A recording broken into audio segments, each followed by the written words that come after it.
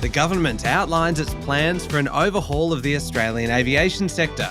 The cost of living crisis hits the humble chicken schnitty, and IKEA takes on eBay. Welcome to Fear and Greed, daily business news for people who make their own decisions. It's Tuesday, the 27th of August, 2024. I'm Michael Thompson, and good morning, Sean Aylmer. Good morning, Michael. Sean, the main story this morning, the federal government will review its own travel policies and take a tougher approach to Sydney airport slots as it pushes to promote more competition in the domestic airline industry. It follows the release of the government's long-awaited white paper. Now, you mentioned a couple of recommendations there, Michael. The paper includes 56 initiatives intended to improve the traveller experience, enhance competition, and assist the industry towards a more sustainable future. The government promised to lower the barrier for entry for newcomers by enforcing a use it or lose it approach to Sydney airport slots, and it wants to introduce greater transparency around airlines and airports' commercial activities to help identify any anti-competitive practices. Airlines will have to show cause why flights have been delayed or cancelled. Federal Transport Minister Catherine King said the centrepiece of the white paper was an independent aviation industry ombudsman scheme and a charter of customer rights. The aviation ombudsman would be industry funded with the capacity to handle large numbers of complaints and uphold high levels of service. The charter of rights would establish a regime for the fair and appropriate treatment of customers, including actions the airline must take in the event of flight delays and cancellations. And I thought this was interesting. The government's going to stop using Qantas, or at least reduce its reliance on Qantas. Yeah, it's a bit rich actually telling people what to do and telling Qantas what to do if it doesn't actually take action itself. Qantas receives more than 80% of domestic flight spending from politicians, judges, and some government departments, despite its average ticket price being $280 higher for MPs. These changes that we're talking about this morning need legislation.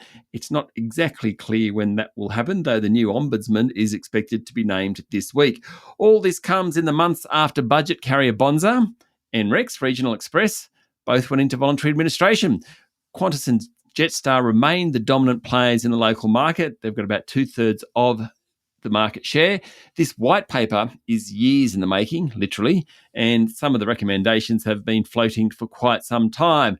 Now it's out. It gives us a blueprint for the industry out until 2050. It also puts pressure on both the government and the coalition to legislate the changes. Indeed. That 80% figure for politicians and the like flying on Qantas feels like a fairly easy one to fix, doesn't it? Really, that it's just go with whatever is going to be cheapest. Yeah, I mean, that's what business does. Go with whatever's cheapest and off you go. Yeah, think of taxpayers here. All right, fascinating stuff, Sean. Local markets, how did they perform yesterday?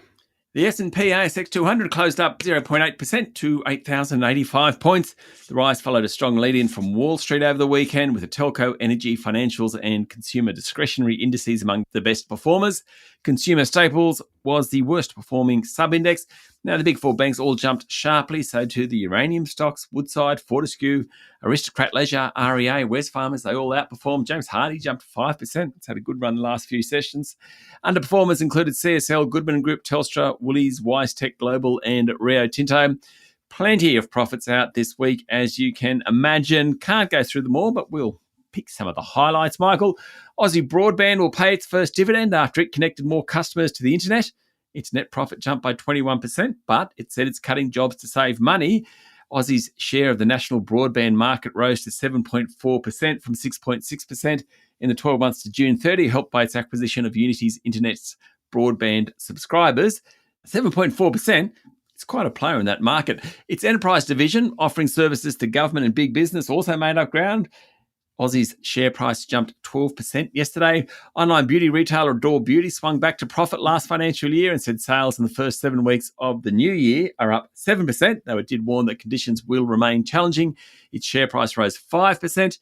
A couple of announcements that were received very poorly. Ferry and Transport Group Kelsian said the company needs a $185 million reinvestment this financial year. Its share price fell 24%, worst of the top 200 yesterday.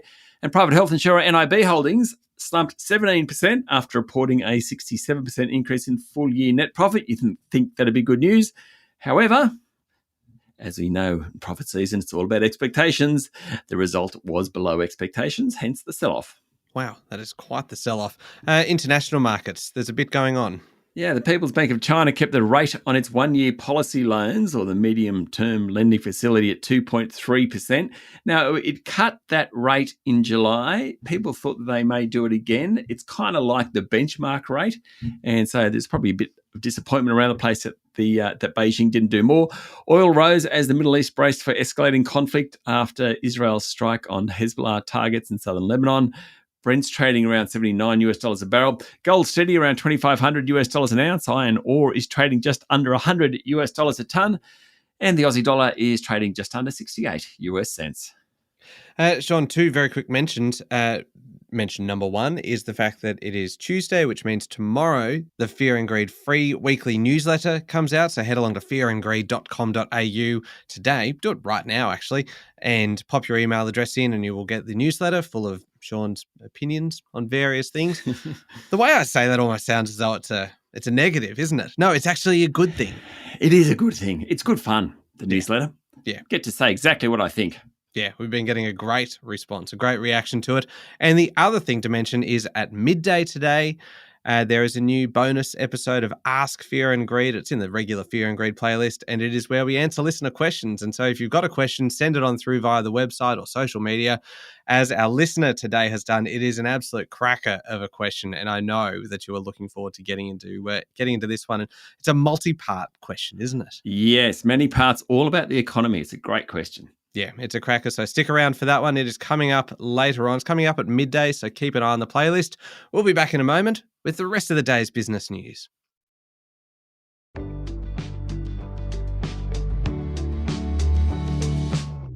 Sean, federal right to disconnect laws came into force this week, meaning workers are legally entitled to decline calls or emails outside work hours. Under the laws, employers face fines of up to $93,000 for getting in touch with an employee for non-essential reasons outside of working hours. Prime Minister Anthony Albanese said the laws will boost productivity just because people will be more focused when they're at work. He told the ABC, just as people don't get paid 24 hours a day, they don't have to work for 24 hours a day. Employment and Workplace Relations Minister Murray Watt said the laws are aimed to encourage workplaces to have a conversation about what is reasonable in their workplace.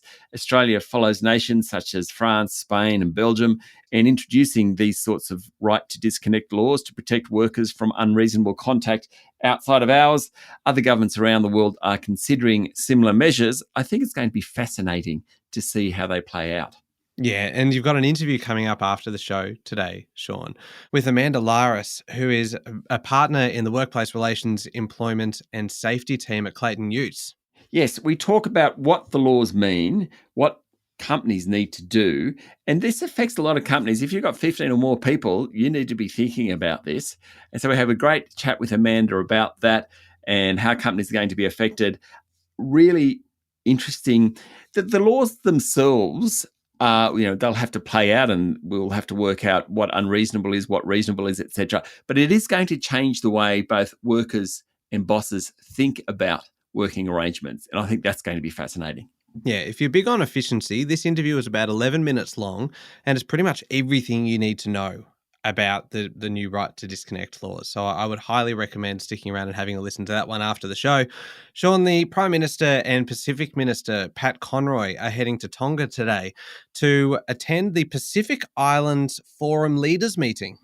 You know, you said Tonga there. Is it Tonga or Tonga? It's one of those words I always drop the G, but maybe I shouldn't. Well, I believe it's got a harder G in it, but I also realised I said it more like a K, like a Tonka truck. Yeah. No, yeah. Tonga. Anyway, look, I've committed to it now. Yeah, and I apologise to anyone out there. What's a person from Tonga? Are they Tongolese? They're Tongans. Tongans, of course. Well, I apologise to any Tongans out there if we have the pronunciation or if Michael has pronunciation wrong. The meeting this week focuses on the region's collective prosperity and security. Mr Albanese said climate change remains the single greatest threat to the livelihoods and well-being of Pacific Island communities. Meanwhile, government frontbencher Murray Watt said the government is very concerned about the escalating hostilities in the Middle East following Israel and Hezbollah attacking each other. Senator Watt has told ABC TV that the advice is Australians who are in Lebanon should get out as quickly as they can. Endeavour Group, the owner of Dan Murphy's and BWS chains, said sales in the new financial year have been softer, sending its share price down 7%.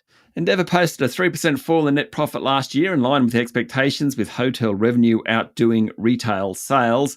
Steve Donoghue, CEO of Endeavour Group, said there was a large shift in the ready-to-drink beverage space, where consumers are seeking convenience and value. They're moving from a pricey 4-pack to a cheaper 6 or 10-pack, looking for value, apparently. In beer, shoppers are seeking 30-can blocks rather than 24 cans, he said.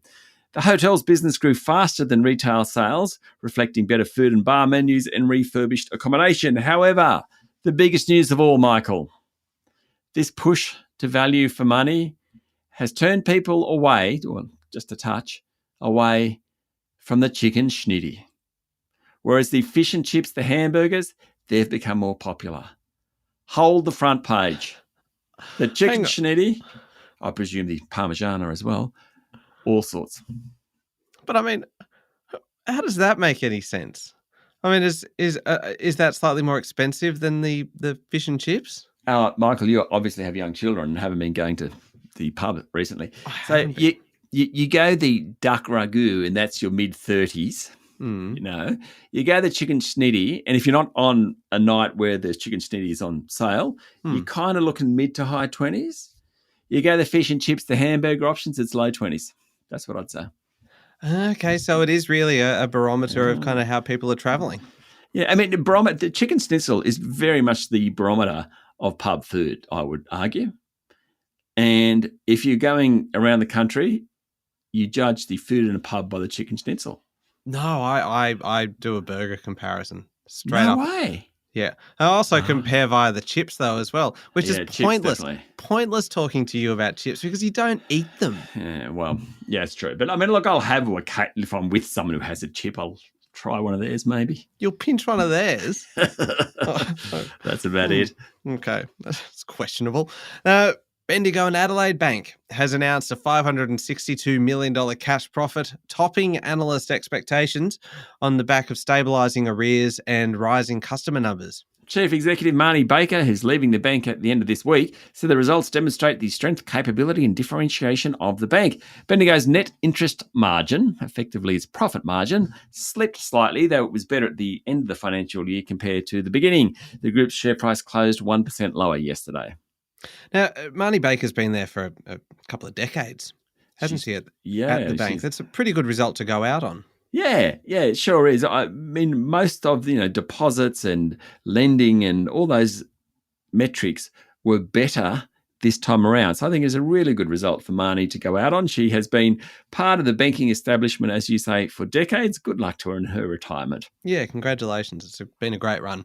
The boss of Pilbara Minerals has warned that the industry is getting even tougher and more companies will either close or mothball mines. Managing Director Dale Henderson said lithium prices had dropped another 22% since the start of this financial year, following the 67% fall last year, making it hard for all operators, particularly the smaller players. Pilbara reported an underlying net profit for the year to the end of June of $318 million, down 86% from last year. Now, that's all on the back of much, much lower prices. The result this last financial year was slightly below expectations. It also announced a new $1 billion debt facility, which Mr. Henderson said gave the company flexibility and balance sheet strength. He said lithium was changing hands at a very difficult price point for some producers, which will create a problem for the high-cost operators. Pilbara's share price closed up 1%. Oil refiner and retailer Viva Energy reported a 10% jump in half-year profit, but cut its dividend payout. The group's refinery business, which just a few years ago looked like it could shut down, reported strong revenue growth again, which helped offset a weak performance for Viva's petrol and convenience business. Now, Viva runs the Shell and Liberty petrol convenience stores. Chief Executive Scott Wyatt said cost of living pressures and the illegal tobacco trade are having an impact on consumer demand within the convenience businesses, just as wages and inflation are driving up the cost of doing business. I think that's really interesting. That's the first time I've heard the illegal tobacco trade hurting convenience stores, but I suppose smokes and things like that are a big seller for those sorts of places. Anyway, Viva's share price finished up a little more than 0.5% yesterday. Kogan.com, the online retailer that at one point, this is quite remarkable, remembering this, that at one point in the middle of COVID was worth more than 3 times the value of Myer, has returned to profitability and paid out a final dividend for the first time in 3 years. Founder and CEO Ruslan Kogan attributed some of the improved performance on people upgrading to, as he put it, really big TVs, as in 85-inch displays. He said large TVs are now more affordable and home entertainment has largely been spared from the cost of living crisis. In essence, people aren't spending as much at restaurants and cafes, watching more streaming, sports, stuff like that. In fact, a no-name brand TV from Kogan at that 85 inches, you can get it for about $1,600, which is pretty remarkable. Yeah. God, never mind the fact that you have to have a massive, massive room to actually be able to sit far enough back that you're not cross-eyed. That's true. But that is incredible. While revenue at Kogan was down 6% last financial year, it made a profit, albeit small, which was better than the previous year's $26 million loss. Kogan's share price closed up 13% yesterday.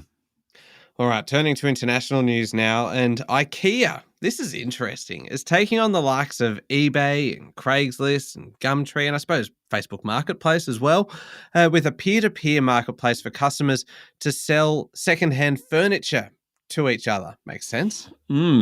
IKEA Pre-Owned will be tested in Madrid and Oslo until the end of the year, with the aim of rolling out the buying and selling platform globally. According to a report in the Financial Times, the new marketplace is part of a transformation at IKEA over the past few years as it moves from being an out-of-town retailer where customers have to pick up and build their own furniture to a business offering online sales, city centre stores and services such as assembly.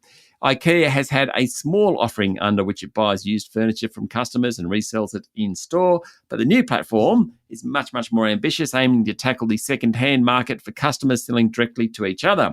Customers enter their product, their own pictures, and a selling price, while IKEA's own artificially intelligence-enabled database brings in its own promotional images and measurements. The buyer collects the furniture directly from the seller, who has the option of receiving money or, believe it or not, an IKEA voucher with a 15% bonus.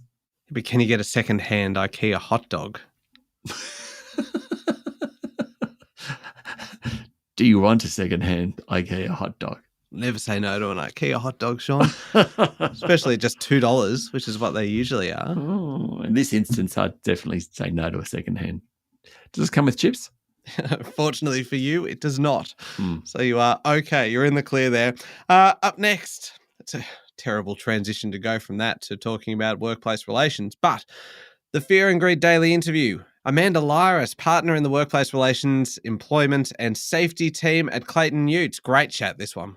Yep, all about the right to disconnect. Now, when you do a show like ours, Michael, and you start so early in the morning, these aren't normal business hours. Can't we just disconnect?